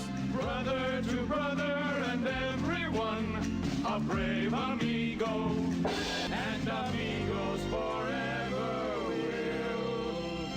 be. That's right, it's Amigos Forever here on the Voice of Texas. Thanks for joining us on a drive home Friday afternoon. You got the tax man, El Senador Paul Betancourt at the helm, the soul man of the previous review, calling in from parts unknown, and the effervescent, ever-ready Judge Eric Andel sitting in his seat here. Yeah, Ben's seat. Right. That's just to irritate Ben. I think I'm doing this to irritate him. Well, you're doing a good job. Yeah. And we're also on social Fortunately, media. I can't see him. No, it's okay. Everybody else can. That's Ben. to irritate you also. Now, Ben, we're broadcasting live on various things. Why don't you say what we're broadcasting on? Yes. Facebook, YouTube, Rumble, and Craig, did we ever get up on Twitter? Did we get Yes, that we're going? on Twitter as well. Okay. All right. Is it called Twitter? You know, live, right? Ben, we're just everywhere. We're Or just I should call it huge. X. Hey, X, we're just huge. We're everywhere. Hey, Ben, I got some good news for you. Really? Please. Well, because I just saw a headline, and Paul explained to me, while it'll be a few extra weeks, it's better than no weeks, the Panama Canal. They're going to use the Panama Canal to get all this oil all over the world. It just adds a few weeks round trip Yeah, one well, way. But at Yeah, least right. at least it's a solution. Well, that's right. Anyway, by the way, speaking of breaking news, man, this has been rumored. The probe of Chairman Powell has been dropped. And we've approved your dropped, guy. And then all of a sudden, not a surprise. And all of a sudden, the new guy gets approved. Now, this comes from. The funny. It comes from Tom Tillis, right in North Carolina. Had everything tied up, including, by the way, 66 nominees that were on a big slate that Senator Brian Birdwell was on. Okay. Yeah, but the Federal Reserve Act, Paul, the way it reads is that if an existing Fed chairman's term expires, but no replacement has been confirmed by the Senate, then the existing Fed chair continues to be Fed chair until there's a replacement. So the last thing Trump wanted to do was keep the existing Fed chair in his place. So the only way he could get the new guy through was to get past Tom Tillis and get him. And realistically, what the DOJ obviously didn't have much because they've just dropped it, boom, like a hot rock. Or maybe that was just their plan. Yeah, I didn't think they had much, really. Yeah, well, anyway. All right, so we've got that breaking news out of D.C. We're still in a sitzkrieg, or we'll call it a blockade war. I think that's a better term now, where you've got the Iranians trying to use fast boats and potentially drones or to take out specific targeted Israeli or U.S. tankers or whatever allies. I'm not even sure who they are. And then the Americans have got a Navy has a blockade, lined well out into actually out into the Indian Ocean, quite frankly. Gulf of Oman, and then all over the world we're chasing down their shadow fleet. But so this is now a contest of wills, Ben. It's a contest of wills now, true? Yeah. Right? Yeah, and I don't think kinetic warfare is going to resume. And if given enough time, I think this works.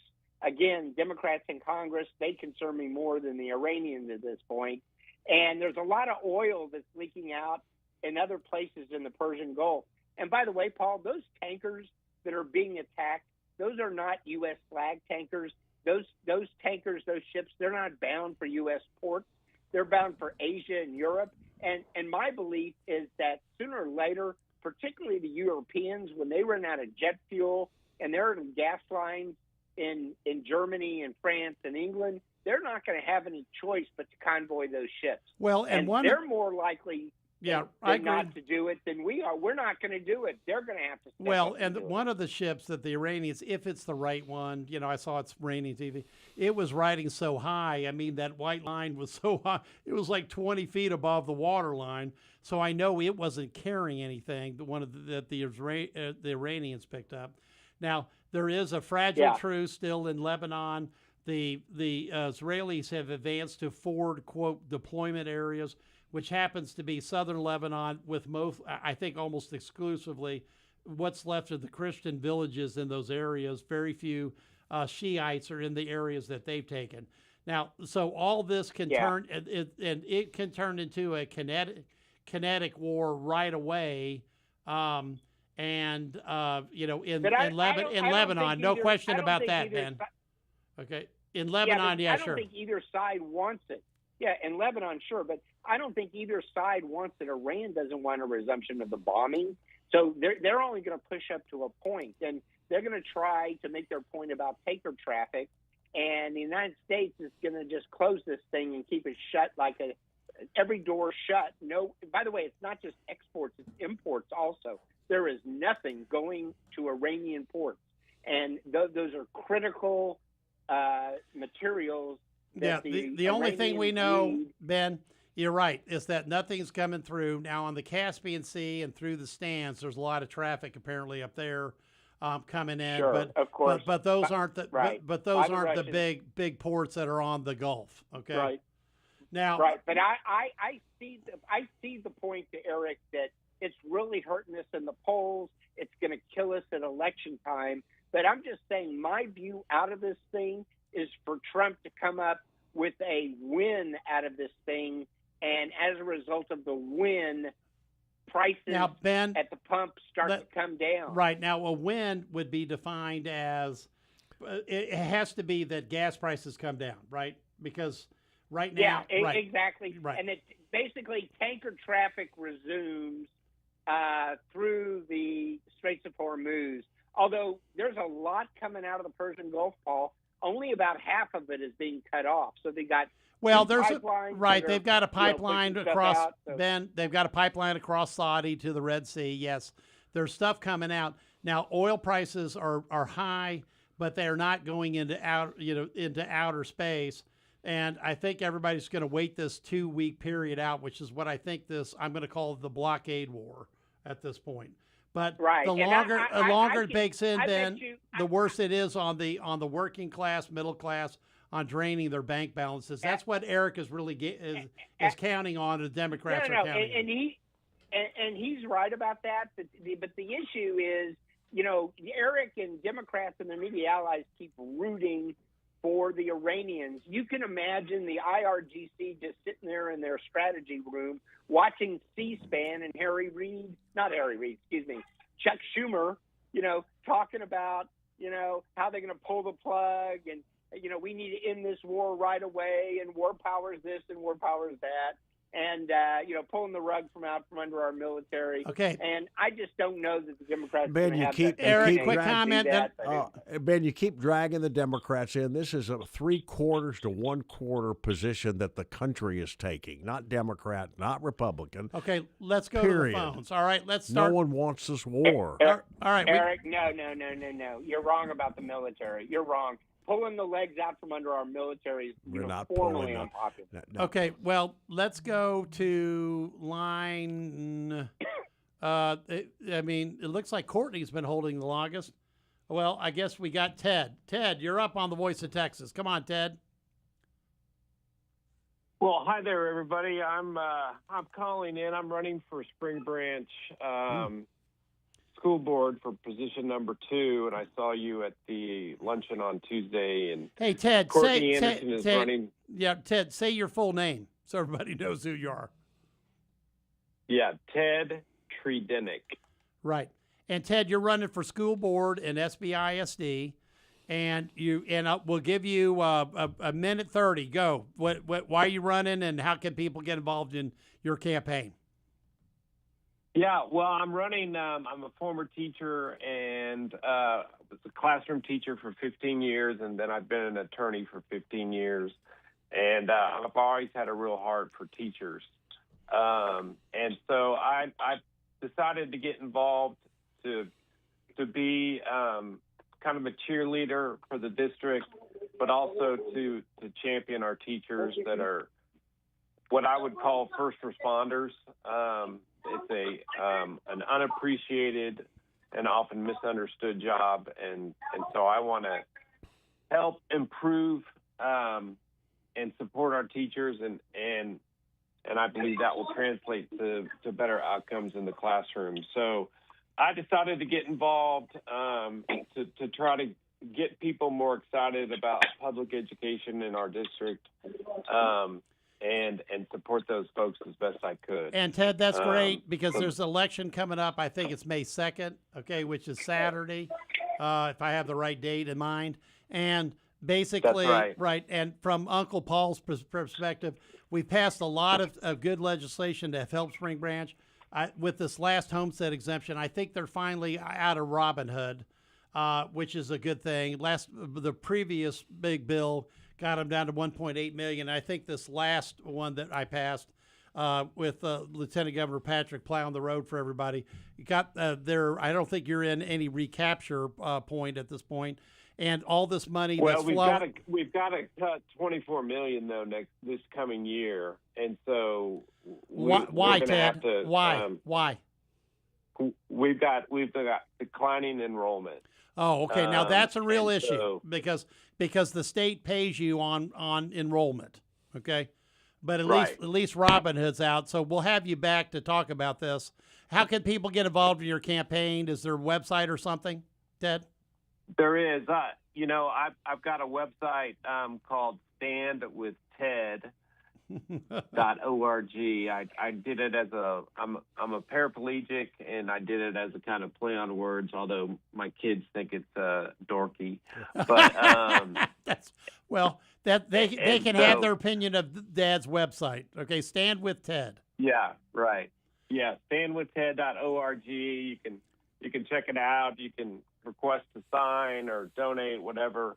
But I'm excited about it, and I'm good luck, because Kathy, Pat, and Madeline call you're it. So that's really good references, Ted. So look forward to working with you after the election. I got to run, but thanks. Just anybody's interested, you get hold of Ted at standwithted.org. Right, Ted? That's it. And Courtney, I think, is on hold too. Well, Courtney gets every candidate gets their own time, so we'll catch up with her in a bit. Okay. Thank you. Okay. All right, Ted. Thank you, sir. Okay.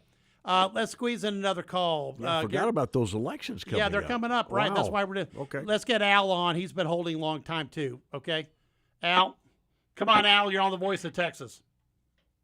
Yeah, this is for Judge Eric Andel. Mm-hmm. I'm a grandfather of a 7-year-old girl that's on the autism spectrum in another town. Yes. Tell me a little about No Child Left Behind. How did that affect over the years? And right now, when they have an extra teacher take a student out of the class and work with them, is that the main feature of the No Child Left Behind in today's world? In the real world, Paul is more in tune with, because there's special ed dollars now specifically for that. No Child Left Behind did not address that back then. It did not get traction and carry forward, because you could transfer your kid out of a school if it was a failing school. Yeah, but Al, that's it. But Al, out of a failing school. Now, Al, what we've done is two things. I passed a big special ed program with $600 million of funding, first time, to get to intensity models where you can get a evaluation done by your local school district and then take that to where you need to go to get help, either at that school district or if you're in the ESA program, if you applied, which I think I can't remember if it's still open or not. The federal judge kept it open. That would give you over $30,000 of a voucher to go to some other place. So look for those two right now, because there's more special ed funding in public education in Texas, and the voucher is like 3 times bigger for special needs children than it is not. And I would encourage you to look at both. Call my office at 713-464-0282, and they'll take you through it, Al. All right, thank you. You bet. Right. Good luck on that. All right, let's thank you, Al. All right, I think we did have Courtney. Let's try to get Courtney on line 2. Okay, Courtney, you were previewed. How are you? I am great. How are you doing? Good. Okay, Courtney, state your full name, what you're running for, and why you're doing it, and how people can contact you. Absolutely. My name's Courtney Anderson, and I am the incumbent in position 1 for the Spring Branch Board of Trustees. And I ran 3 years ago, right off the bat. I'm a lifelong educator. I taught in Alief ISD for 10 years, and I was a special ed teacher for 7 years. And after COVID, I felt like the district and the parents and the administration and teachers and everybody was at odds. So having grown up in Spring Branch, I thought I can't have this for our district. So I wanted to get everybody back on the same page so that the kids win, because that's the goal, right? So right. Yeah, and Courtney. I ran. Yeah, Courtney, that's really important, because, look, it's like even the property tax bills, the blockbuster we had in 23 took Robin Hood down to $1.8 million, and I think the last one we just passed, the voters approved in 25, got you out of Robin Hood. From what Ted just said, it looks like you've got an enrollment shortfall that you have to deal with that's coming up. So how can you deal with that? And also, how can people get a hold of you in the campaign? Because we only got about a minute and a half for this. Go ahead. Of course. Yes. Okay. My campaign website, Courtney, 4, SBISD.com. You can also get a hold of me through the district website. We are facing a declining enrollment, and it is not unique to Spring Branch. It's happening all over the state of Texas. The other thing that we are struggling with are some unfunded mandates from the legislature on security, and so those bills start to add up a bit. But we are chipping away at it, and you have passed so many things to help us, and you've been a real partner with us, and you always listen. Your chief of staff in Austin's amazing, and we're so thankful for your partnership in Spring Branch. Well, I'm just thankful, Courtney, that are good people like you, and your lesser half, John, lets you run. Okay. He's been very supportive. Yes, it's been amazing. So Well, and I appreciate you guys. And Courtney, I appreciate you the call in, and look forward to working with you again after the election. So, I'm just glad there's people like you and Ted that are out there trying to run, and we'll be, hearing from other candidates, because most people, even Eric, didn't realize the election was right around May the corner. 6th, holy cow. May 2nd, actually. May 2nd? Yes, sir. All right. We're in early voting right now, and May 2nd is the election 2nd. day. Everybody come on out, please. Okay, good luck. Go win one. All right. Have a good weekend.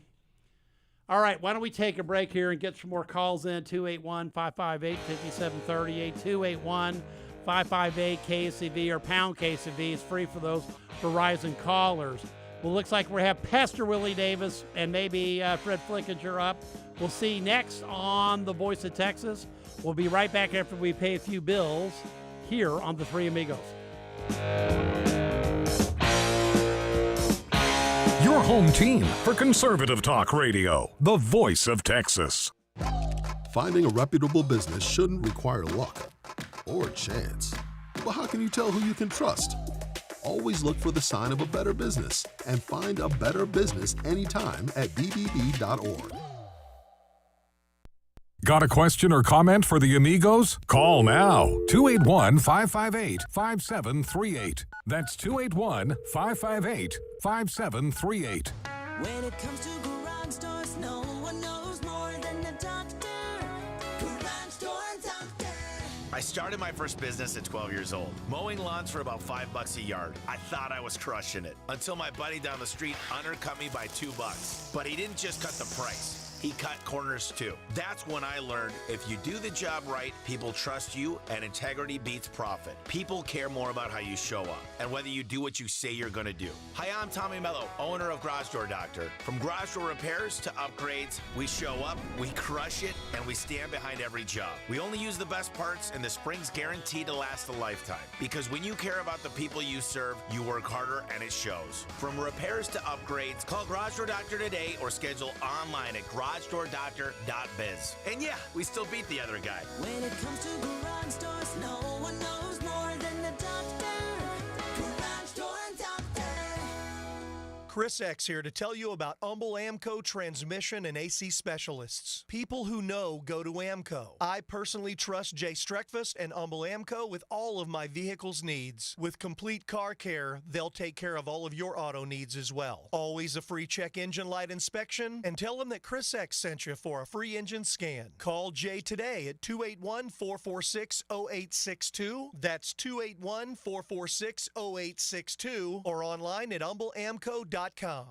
Plumbing emergencies never happen at a convenient time. Usually they happen on the weekends, holidays, or while you're away on vacation. I'm Richard Sod, president of Nick's Plumbing. When you find yourself facing a plumbing emergency, call the licensed and experienced professionals at Nick's Plumbing and Sewer Services. Nick's Plumbing has been Houston's first choice for all your plumbing needs since 1979. Our experts can take your most difficult plumbing issues and fix them fast, fix them right, and usually for less than you'd expect. Nick's Plumbing and Sewer Services is the right choice for any plumbing job, from a leaky faucet, whole house repipe, or a complete sewer line replacement. You can count on Nick's Plumbing to do the job right. With over 40 years in business and over 150,000 satisfied customers, Nick's wants to be your plumbing company. Nick's Plumbing offers free estimates and free second opinions. Call Nick's Plumbing and Sewer Services, 713-868-9907, or visit us on the web, nicksplumbing.com. NPL 38548. Call Nick's Plumbing today. We're on the way. Hey, it's Joe Pags coming up. He's a sheriff and also running for governor of California. Republican Chad Bianco joins the show. That plus Dr. Jesse Lopez. Did you know there's a shortage of vaccine-free blood? That and more on the Joe Pags Show. Tonight at 7 on KSEV and KGBC. Still the voice of Texas.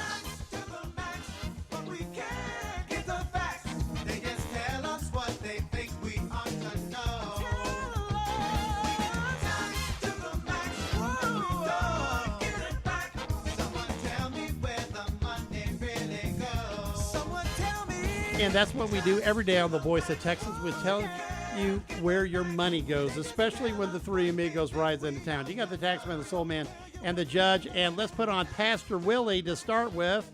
He's on line 5, and then you can bring Fred Fricklinger on line 3 too, Gary. Or we could just do Willie one at a time. All right, Fred, you're going to have to hold. Willie, you're up now. You got Ben on. Talk to us, and we'll bring Fred on after you. 2 weeks left this progressive sleigh ride down at City Hall, but common sense has been returned, and I want to thank you and Fred and the ladies, Mary Nan and Amy and Twilla, from voting right from the get-go. So what say you, Pastor Willie? Well, I tell you, thank you guys for having us on. Listen, we've done what we need to do, and I say that thank God that we took the approach and that we all got together and made the decision that we were going to take care of the business and be about the city business and not throw HPD under the bus for something that was against state law, and so that we were able to change and stop dollars from being removed from our city, and so I'm just glad that the 5 of us stood, and of course we was all a little bit embarrassed about the fact that we stood, and that one person, which was rather disappointing, but you learn people when you do things in a certain way, you find out who the real people are.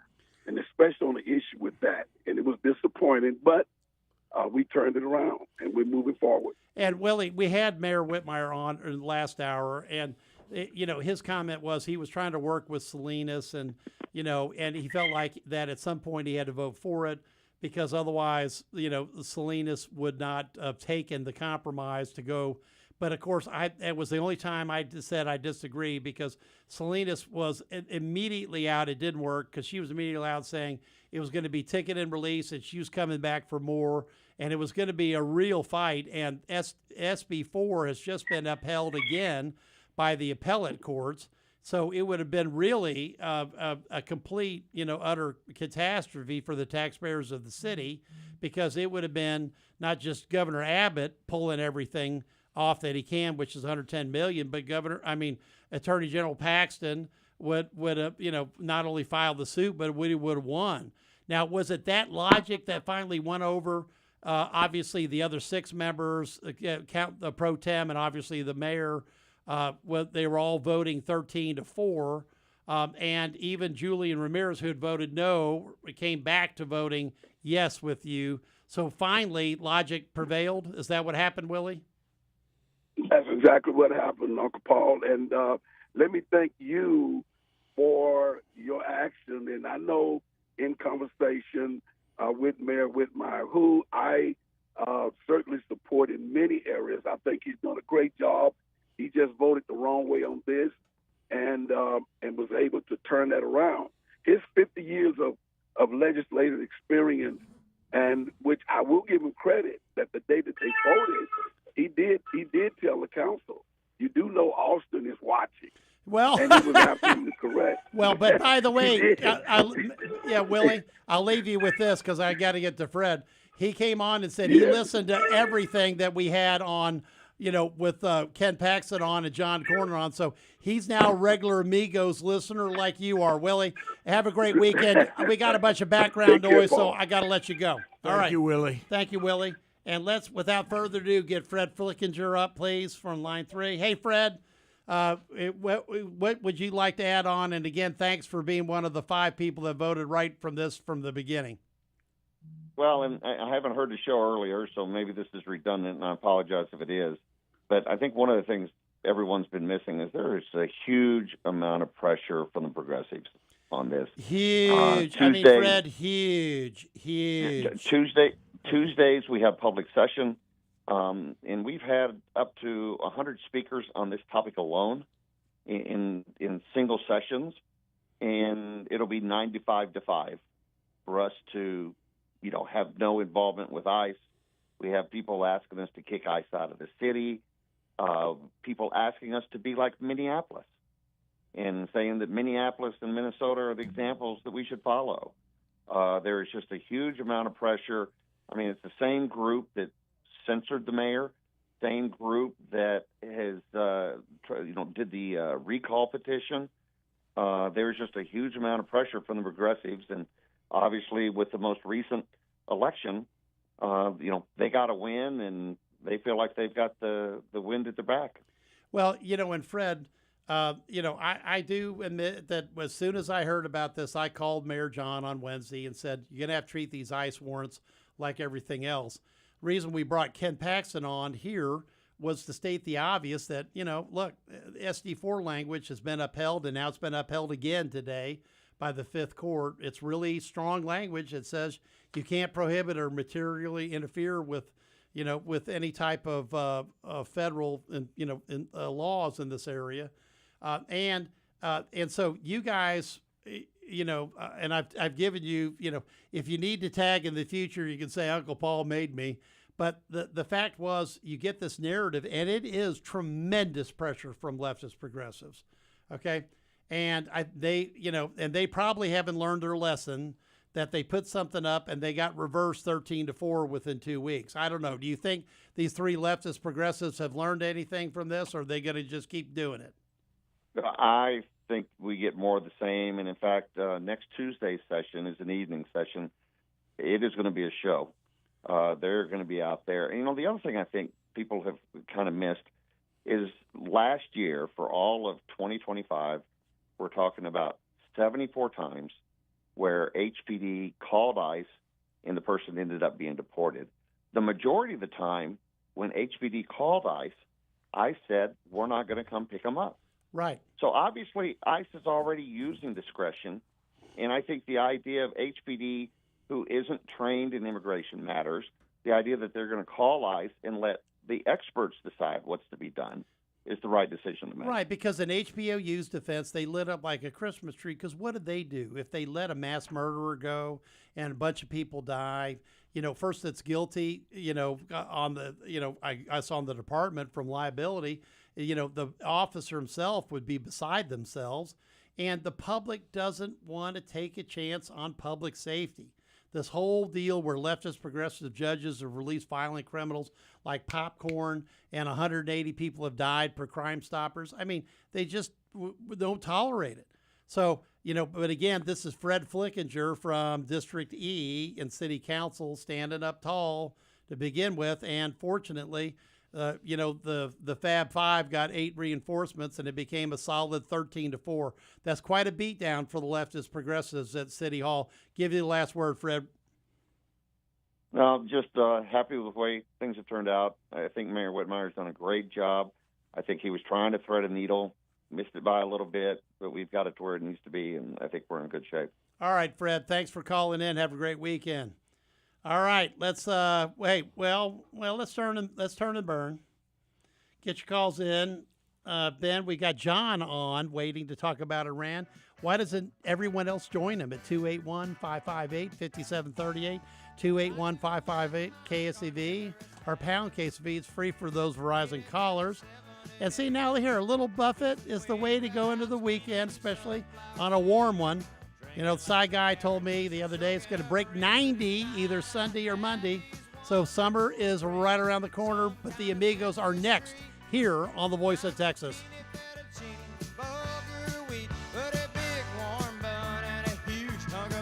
You're listening to the Amigos on The Voice of Texas. This month, Specs is celebrating 64 years of cheers with our anniversary sale. Shop the lowest prices on wines, whiskeys, seltzers, snacks, and more. Because it wouldn't be Specs' birthday without big savings. Shop Specs! Since 1962, we've been raising spirits and lowering prices. Fun is our bread and butter, or should we say, our gin and tonic. Specs, wine, spirits, and finer foods. The fun starts here. The best in financial talk and more. Money Matters, every Monday through Friday, 11 a.m. till noon, here on AM 700 KSEV, AM 1540 KGBC, and streaming online at ksevradio.com. When it comes to garage doors, no one knows more than the doctor. Garage Door Doctor. We got a a call late New Year's Eve. A father with big plans for his family the next day said his garage door spring just snapped. He couldn't get his car out and wouldn't be able to get his family to where they needed to go. He felt stuck and alone. So we showed up fast with the right spring and the right parts to fix it right. We didn't talk about the price. We didn't wait till the morning. We fixed it right then. Because at Garage Door Doctor, it's never just about the job. It's about the person behind it. The dad, the veteran, the grandpa, the neighbor. Hi, I'm Tommy Mello, owner of Garage Door Doctor. When you need help, we're the ones that show up. Call Garage Door Doctor today or schedule online at garagedoordoctor.biz. We fix garage doors fast with quality parts designed to last a lifetime because we're proud to serve the people who rely on us. When it comes to garage doors, no one knows more than the doctor. Garage Door Doctor. Ah, classic. And that's because it's Doug Clifford's birthday. And who is he? The drummer. Happy birthday, Doug Clifford, original drummer. Creedence Clearwater. This is an oldie. You may remember this. Dwayne Eddy, one of the great guitar players of all time. This is Rebel Rouser. Oh, that's it, right. I was trying to Rebel place Rouser, the thing. Dwayne Right. Eddy. Right. But he's a 60s guy. One of the great guitar pieces. It's a washboard. That's what it's in the background. It's a washboard. Happy birthday, Dwayne Eddy. Anyone that might know him. Happy birthday, George. But I didn't think Ben was going to be on today, therefore I played his greatest hit. He criticized me the last time when I paid to George Jones. This Ben, is his can song. you dance to this? He doesn't. This is his No, classic. no. This is his classic. This is like, No, it's too slow He's for Ben. got that Well, music. This is the Mount Rushmore song in country and western. You know, if it's Mount Rushmore, I've never heard it, Eric. But go ahead. And speaking of entertainers, Mount Rushmore, happy birthday, Barbara Streisand. Oh, yes, right. No matter how liberal those thoughts It are. matters not. Right. You don't bring me flowers anymore. Right.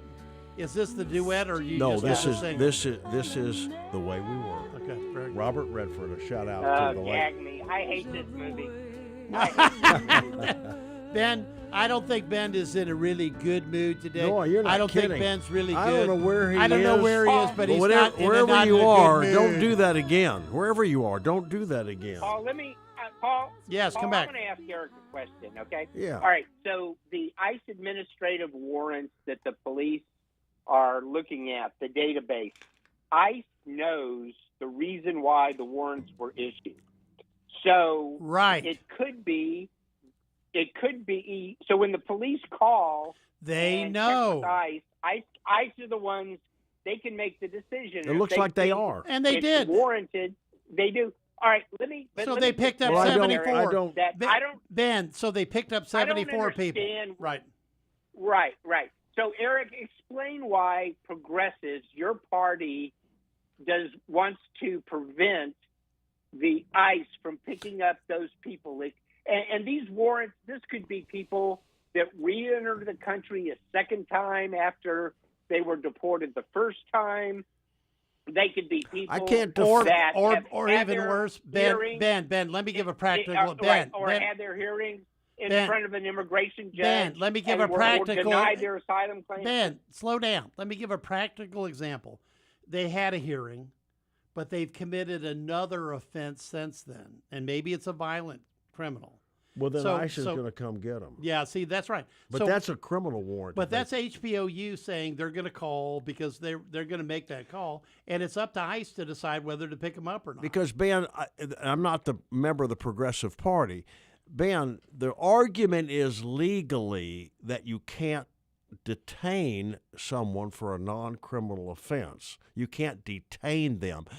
That's the argument. I'm just giving you the argument, not pushbacking. This is the argument that when the ticket is written, then that's when they sign the ticket. Technically, they're free to go. Everyone is free to go. That's their bond. That's their bond. Well, no. Legally, they are not free to go. So why not you? No, challenge legally it they in are. court and Once that's the fine. ticket- Go check. But right now, Okay, the courts Ben- are on our side. but All slow- the rules Ben, are on Ben, our slow side. down. Why don't you go There's- challenge it in court? Ben, there's two things happening. just on the traffic stop. They're free to go. But because there is an outstanding civil warrant, they check everything from warrants from Montgomery County or wherever it is. The fight is yet to be determined. Ben, is what are those civil warrants? Does that authorize? And Eric, there might be some argument about it, but the reality is the judge signs those warrants. The existing law. Yeah. Yes. And SB 4 is really clear in Texas. The reality is existing law. Yeah, Eric is ignoring the existing law. The existing rulings allow ICE to pick them up. They have I'm not ignoring it. Denied that ability by a court. So until they're denied that ability by a court, the city council, the progressives, shouldn't step in front and try to prevent that's true. Law from being enforced. They shouldn't do that because they're going to lose every time at this point. Well, whether they should or shouldn't, they are stepping in front, and they're not going to prevail. Eric, they're going to lose every time. Well, now, look, here's why. First off, SB 4, I keep saying this, it's so deterministic. It says you are prohibited as a city or to either prohibit or materially impact immigration laws. Clearly, what they want to do is going to do one or the other. So they're going to lose. Now, they've lost again. Not they, but what was the ruling today? It was to uphold all of SB 4. Okay. Okay, so SB 4 was the law of the land. But to quote Clinton, it depends on what the definition of is.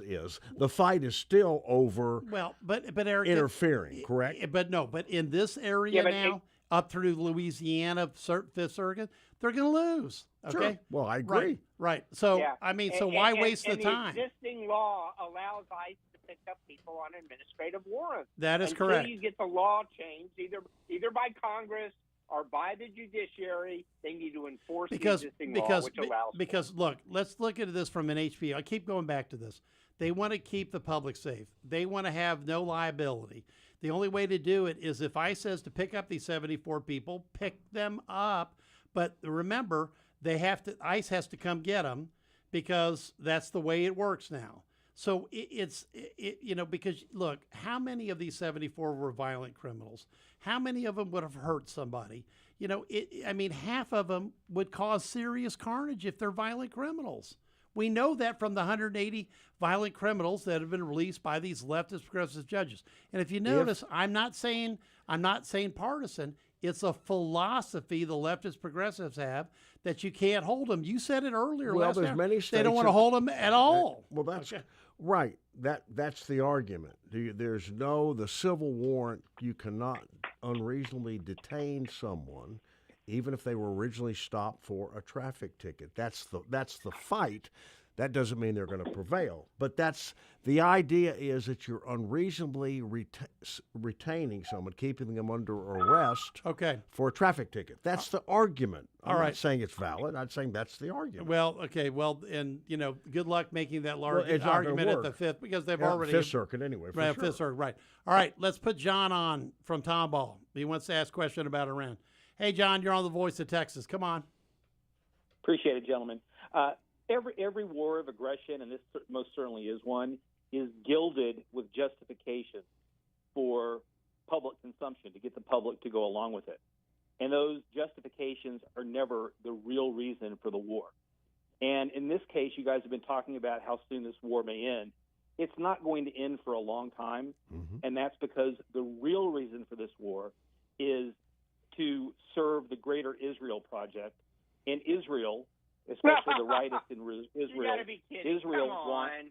Israel. Come on, you can do better than that. that. Let me finish You're the silly. sentence, please. Come on. Israel is seeking the destruction of the state of Iran. Okay, now Iran is not going to let it happen. John, let's assume that now Iran has said death to America and death to Israel. True? I don't know. Not people in Iran have. The state is but the state's that's been the state policy. Come on. Oh, it's been the state policy. How many Americans have Iranians killed in the last 47 years? Come on, John. You can do better than that. I'm not aware. You I'm think not aware Jewish of any. conspiracy? Are you? Several thousand, starting with. Every time you wake Okay, up. John. No, we're not changing the subject. Starting with several hundred Marines in the barracks in Lebanon, in Beirut, when a suicide bomber took a truck and blew through there and blew up 240 of them. Yes, that was that Iranian. We've got all this data. Iran did not do that. Oh, John. Iran did not do that. John, these Hezbollah. John, you know what? We're not going to talk about this because you know why? It's driving me crazy. You don't get your own set of facts. Right, that's it. If you don't get your own set of facts, John. Right. If you want to put the facts out that Iran is controlling Hezbollah and the Houthis, they're proxies, they do exactly what they're told, then go ahead and make that statement because it happens to be true. Why do you think they're demanding a ceasefire for Hezbollah and Israel if they don't care? Talk about state policy. Let's talk about the fact that it is the state policy of Israel to expand Israel beyond its borders, which it has never declared. It has never declared its borders, and its policy is to destroy every functioning state in the Middle East, and that's what this war is all about. John, really? Come on, John, really. John, I want you to go back and I want you to just kind of reflect over this over the weekend, that Israelis, as tough as they are, they're not going to take on the entire Middle East at period and a statement. They're taking on the Iranians because the Iranians are been the ones that have been shouting death to Israel, death to the Americans for decades. And their estimate is 3,000 Americans have died.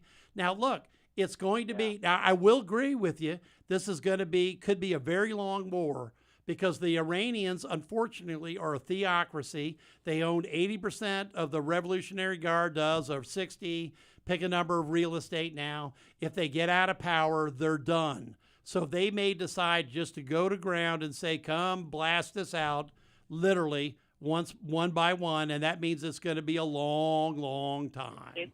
Okay. How much of the land in Israel is owned by the state? How much of the land in Israel is owned by the state? That wants to seek martyrdom in the name of Allah. John, how much of the land in Israel is owned by the state? That wants to seek martyrdom in the name of Allah. Dan, you must know. Israelis want a regime change, just like Donald Trump. Just like how much of the land in every Israel other is owned by the state? In the last 47 years. All right. Has wanted a regime change in Iran. John, it's less than, John, I don't know what the number is, but I guarantee you it's less than. Nobody, they don't want. Oh, no, they've got private ownership. Oh, come on. Over 90% of the land in Israel is owned by the state. Okay, get with John, when you get some facts that we can possibly agree with, you may come back, please do, because there's no way that there's not private ownership by citizens in Israel. It's just not at that level. All right, let's go turn and burn. Get your calls in here, 281-558-5738, 281-558-KSEV, or pound KSEV is free for those bribes and callers. I'll put up the bat light, by the way, for Gary Paul, and we'll see if we can get him on. Ben, you're coming out of the break, and everyone else should be listening to next here on The Voice of Texas. Hey, it's Joe Pags coming up. He's a sheriff and also running for governor of California. Republican Chad Bianco joins the show. That plus Dr. Jesse Lopez. Did you know there's a shortage of vaccine-free blood? That and more on the Joe Pags Show. Tonight at 7 on KSEV and KGBC. Still the voice of Texas. Does your company have a cybersecurity rider? Are you compliant with its terms? If you are not sure, call Tactical Cyber Services for a free consultation. 713-229-0030 or go online at tacticalcyberservices.com. At O'Hara & Company Real Estate, we believe there are people in our country and other countries that are trying to chip away at our freedom. We are taking a stand against the tyranny that is happening and want to protect what our veterans and forefathers have fought and died for.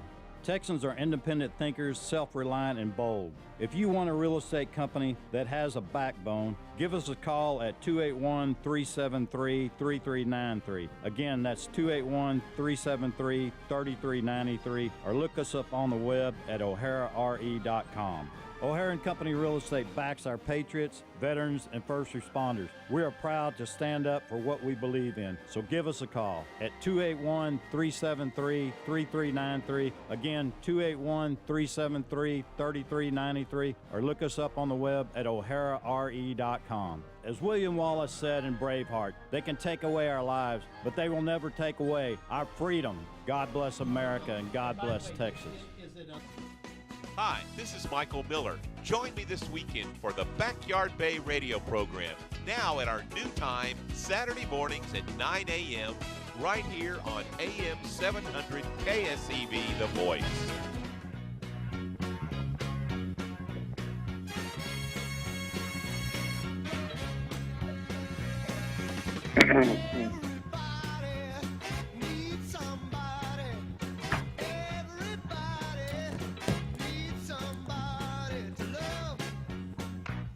And welcome back to the Voice of Texas. Thanks for joining us on a Friday drive home afternoon with the three amigos. This old man, with the news crew stand on the right, Chuck Taxman, Paul Bedford at the helm. The liberal lefty judge, Eric Kendall, sitting in my seat today, but not sounding anything like me. No, And sounding then- much better, actually. Sounding much more reasonable, rational.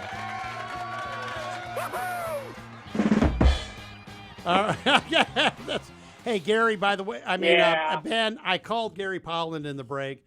I said, Gary, is the Israeli government own 90% of the land?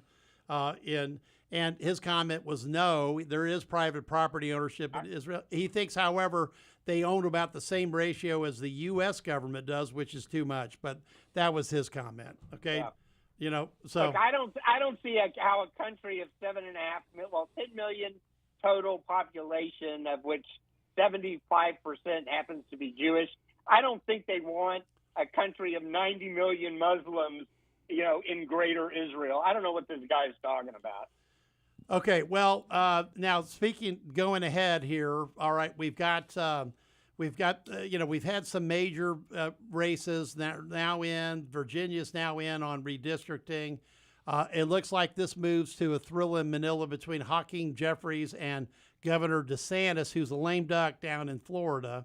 But I still think that right now, whatever the plus and the minuses are, because it's basically offsetting is what's really been happening, are going to make a big difference. I think what happens in November is really the economy. I think that drives the whole boat. Does Florida have a purple hue to it based on this? It can't be, right? No, I think nothing's turning the purple. No, are they? if I had to go from memory, the House of Representatives there is 80 Republican, 30 Democrat. It's Republican. Yeah. Right. So it's overwhelming Republican. So again, you can pick up a few marginal seats. See, even the Democrats, by doing 10-1, that's probably a net 4 gain. Okay, for sure. Even in Texas, well, what's a 5? Well, maybe it's a net 3 gain. You have to wait for the election. Yeah. Okay, because otherwise, so Paul, there's local effects here that But occur. we could win it straight up without all this fancy redistricting, correct? Technically. Well, absolutely, Eric. I mean, Absolutely.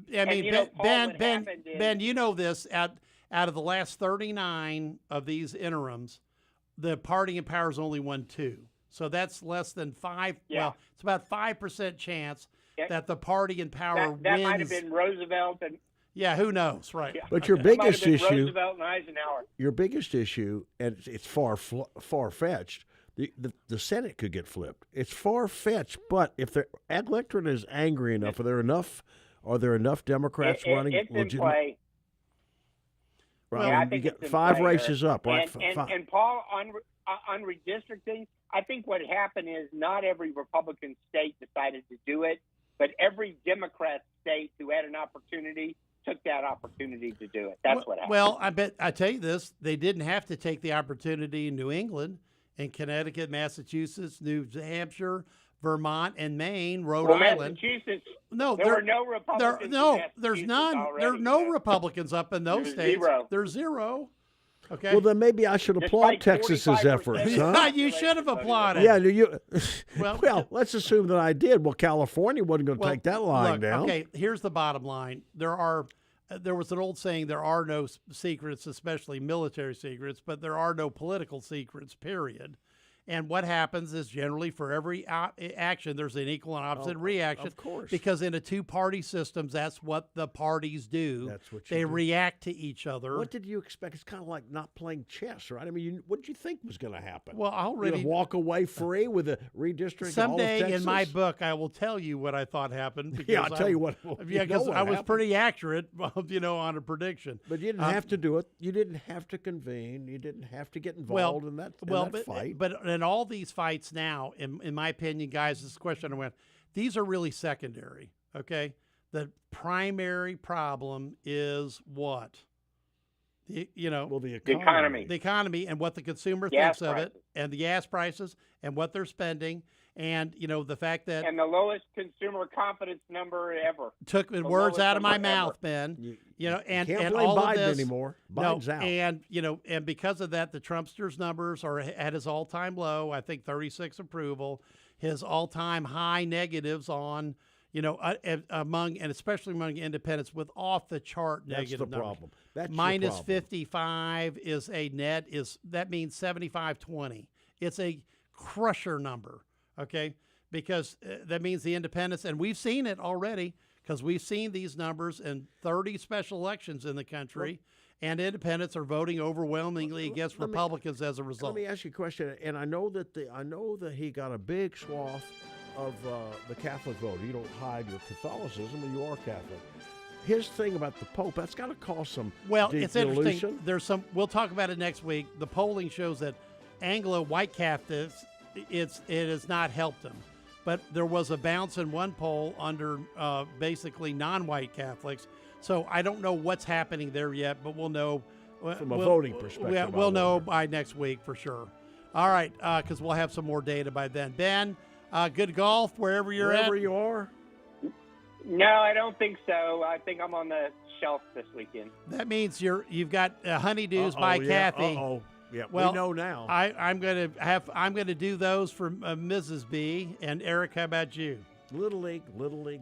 All right. Well, whatever it is, we've had a great time with you, as we do with the audience of the Three Amigos. We'll be back next week.